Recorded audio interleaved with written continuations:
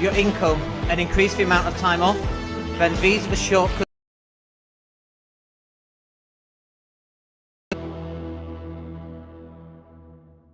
Hello and welcome to the podcast show. My name's Dan Latter. Hope you're well today. How are you doing?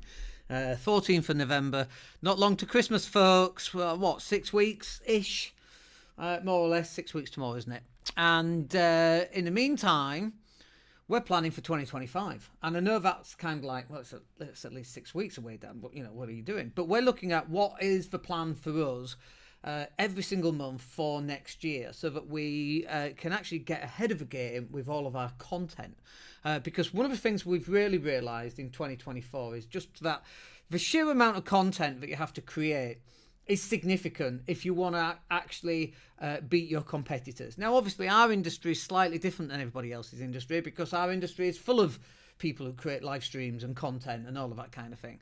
But one of the things I've noticed is that they're not really that consistent in doing it. And because they're not that consistent in doing it, we've actually been stealing some of their business, because we're out there and we're in front of people all the time. I mean, we've got 3 or 4 short videos going out. We've got live streams going out every day. We've got emails going out once or twice every single week, and people responding to those. And we've got more people going into the email list so that we can email more people and so on. And so all of this stuff is all meaning that we can make more offers to people. And when we make more offers to people, as long as there's enough people watching our content, listening to our podcast, reading our emails, we can make more sales. And if you're not doing that in your business right now, you're really missing out. And other people are stealing your customers, god damn it.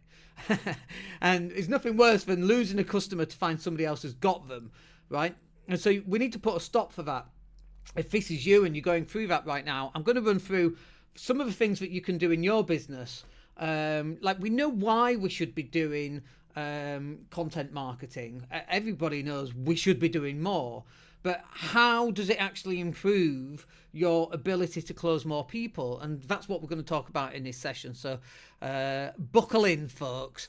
So first up, pretty obvious to me, the amount of content that you produce should be driving more website traffic back to your website. It should be.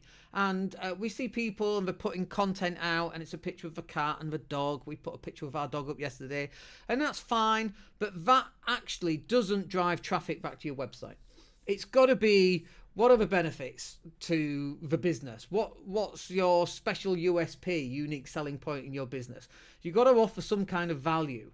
And just putting pictures of horses and cats and dogs and your holiday snaps out online generally isn't going to close any business, unless your business is going on holiday, which it could be. You might be a travel agent.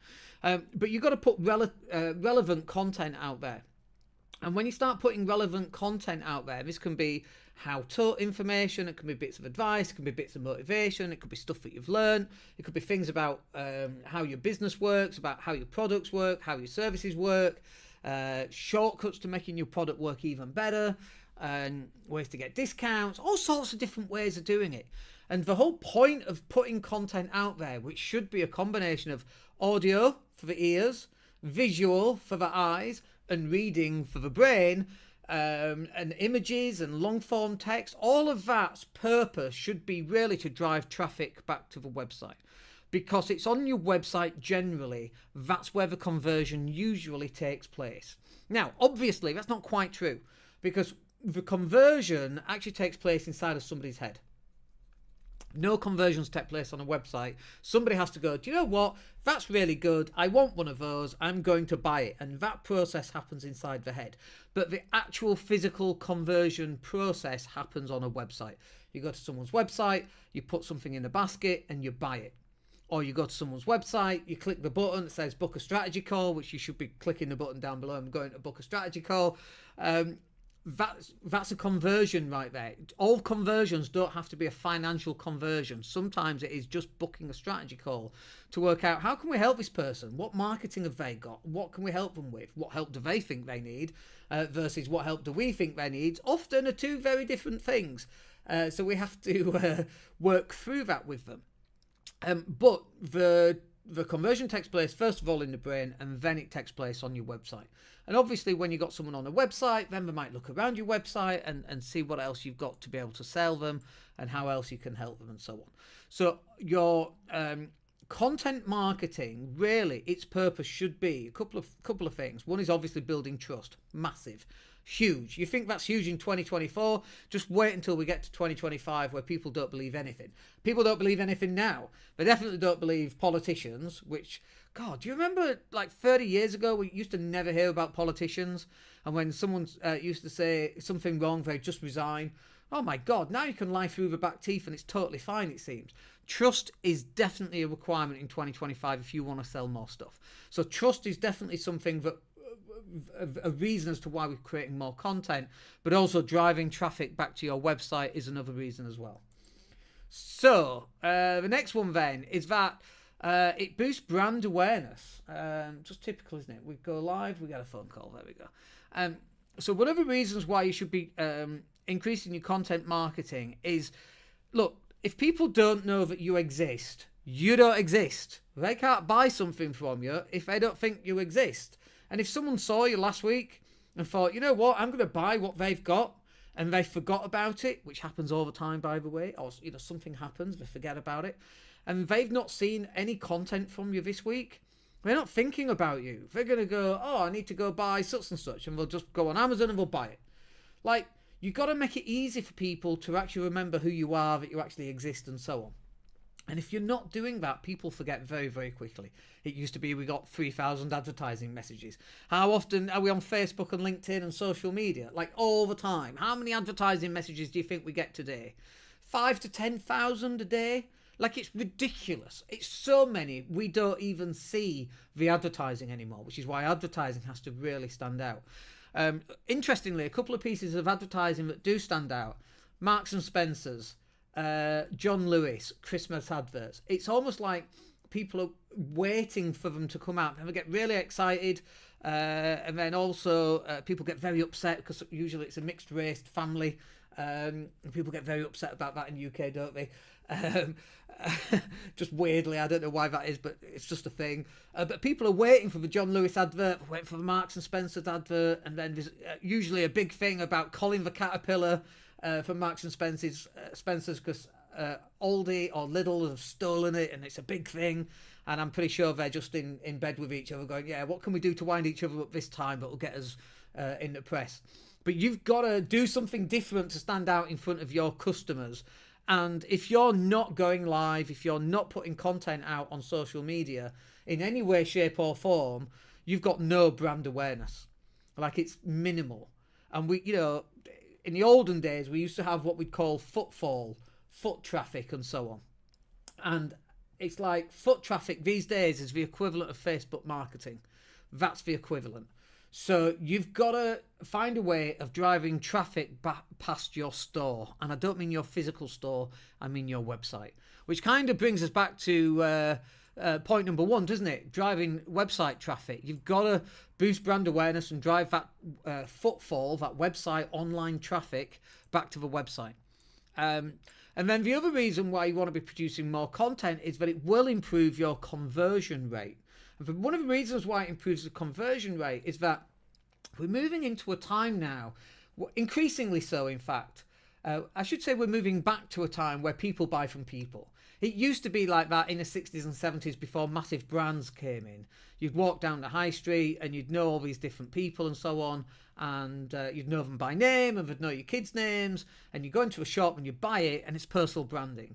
And it's gone away from that in the 80s, 90s and noughties into this kind of brand awareness and not brand awareness, but brands, M&S and Lewis's that we spoke about. And all those guys are going bust right now.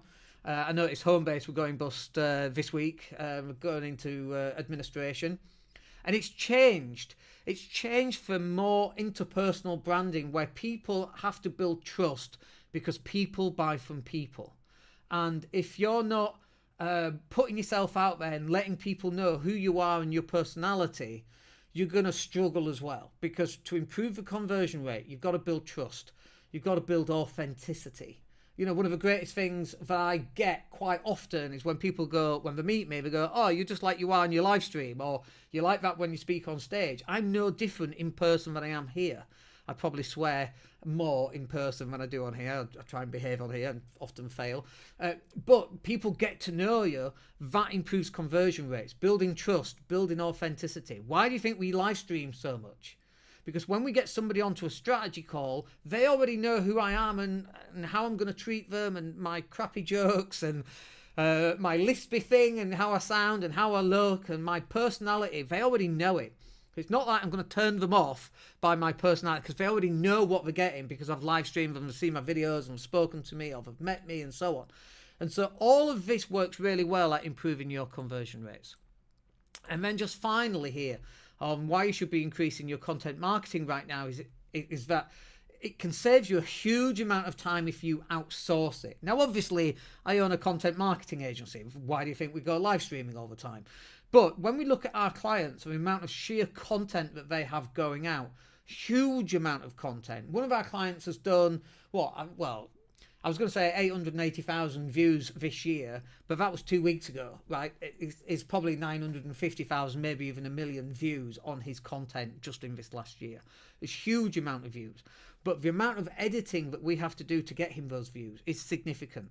And, you know, on other clients, the amount of emails that we send out, the amount of landing pages that we create, the amount of images that we have to create, the amount of video editing is significant.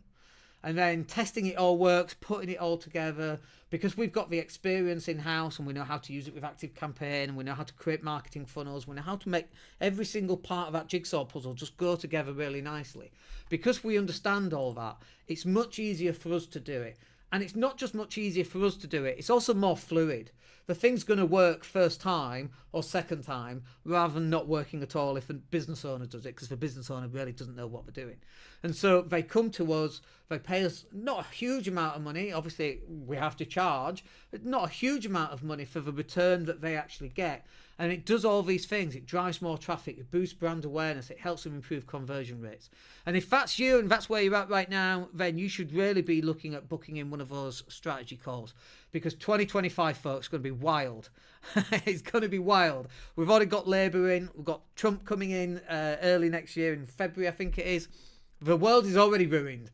Who knows where we're going to be? And you've got to get your message out there to as many people as possible to make it easier to close as many sales as possible. So if that's you, click the link down below and let's go and have a chat. Other than that, hope you enjoyed today's session and we'll catch up with you tomorrow. Have a good one. Take care. Hey, it's Dan here. Thank you for listening. Really appreciate each and every one of you. Please click like or subscribe to the entire podcast.